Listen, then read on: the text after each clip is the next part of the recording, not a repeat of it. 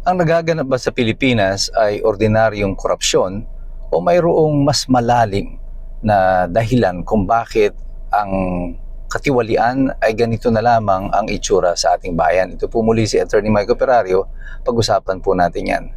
Sa loob lamang ng 4 na taon, puro mga katiwalian, kaguluhan, digmaan ang pinag-uusapan dito sa administrasyon na ito. Pag-upo pa lamang ni Bongbong Marcos sa kanyang pwesto, lumalabas sa mga deliberasyon sa Korte Suprema at sa ilan pang mga news reports na ang naging estratehiya ng pamahalaan ay ipunin lahat at kuhanin lahat ang mga savings ng gobyerno. Kasama na nga dito yung sa PhilHealth and other government-owned and controlled corporations, at pagkatapos ay isaksak lahat ito sa flood control project na kung saan pinaghati-hatian ito ng iilang mga kontraktor, mga congressman at yung iba ay mga senador. Ang level ng ganitong klase ng korupsyon is unprecedented sa ating bansa kasi tila ba na ang naging sistema ay isang kilos ng buong sindikato. Ang problema dito, ang sindikato ay ang buong pamahalaan. Walang matinong pinuno ang magsasabi na ang ganitong kalakaran ay kakayanin ng ating ekonomiya. Bawat isa, mga matinong pinuno na merong matinong pag-iisip ay alam na hindi mo pwedeng nakawan ang bansa sa ganitong level ng halos na 1.4 trillion in 3 years, o pumapalo ito sa halos 500 bilyon taon-taon sa flood control pa lang. At kung sino man ang nag-isip nito ay isang tao na mayroong mas malalim na dahilan bukod sa korupsyon, kasi alam nila dapat na babagsak ang ating bansa. Sa kasalukuyan, patuloy ang pagsadsad ng piso. Ang ating inflation rate ay napakataas, pataas ng pataas ang produkto, ang presyo ng lahat ng mga bilihin. Ang ating mga bayarin, pahirap ng pahirap ang mga tao.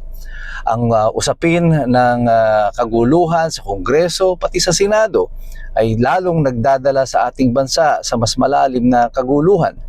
Ang giyera sa Mindanao ay tila ba umiigting na naman kasi matapos ang dekada ng taon ng pagsisikap ng pamahalaan mula sa panahon ni Cory Aquino, na kung saan binuo ang autonomous region in Muslim Mindanao at pati na rin yung Bangsamoro Autonomous Region sa panahon nila, negosasyon sa panahon ni Pinoy at hanggang nagkaroon ito ng tuparan sa panahon ni Rodrigo Duterte, ay buburahin ang lahat ng naging kilos na ito ukol sa kapayapaan sa Mindanao, at parang okay lang sa administrasyon na magkaroon ng giyera.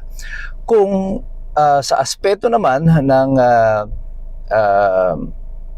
usapin tungkol sa CPP-NPA, ang nakakabahala ang tila pagsulpot na muli ng CPP-NPA, ng NDF at ng mga kaalyado nito ng mga organisasyon. At ngayon ay kabahagi na sila ng pamahalaan at tila ba sila mga bida at may kontrol ngayon dyan sa Kongreso.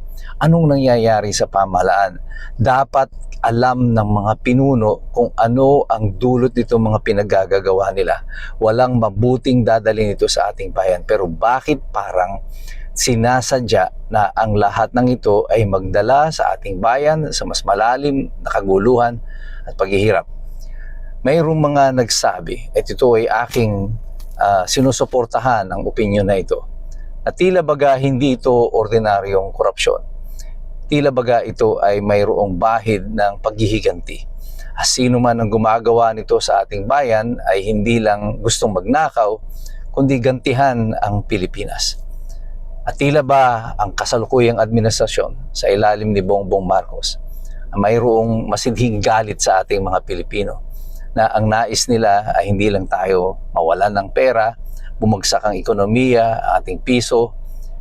Ang nais nila ay talagang gumapang sa hirap ang Pilipinas. Sa loob ng 4 na taon, wala pong major economic gains and development na na-achieve ang ating bansa. Wala po silang plano, walang estratehiya. There is nothing in place for the Filipino people.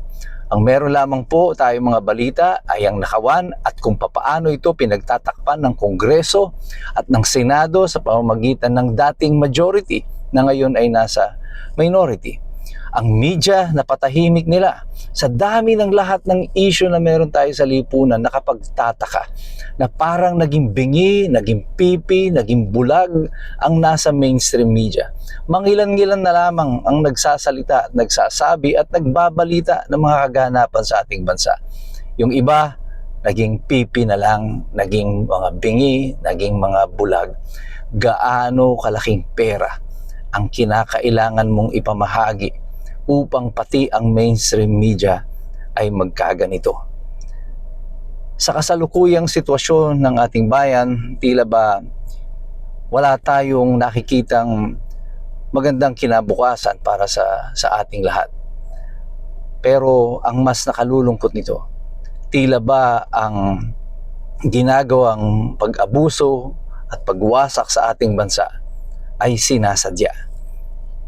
Ito ay gawain ng mga taong may matinding galit sa ating republika. At yung galit na yan, mauunawaan siguro natin kung bakit nila ito ginagawa, kung ang kanilang motibo ay paghihiganti at hindi paglilingkod. Pero tayong lahat, patuloy po tayo na makikilahok, magmamasid, mag-aaral. Kasi alam nating lahat, mahirap makialam ang taong walang alam. God bless you. God bless us all. Mabuhay ang Republika ng Pilipinas.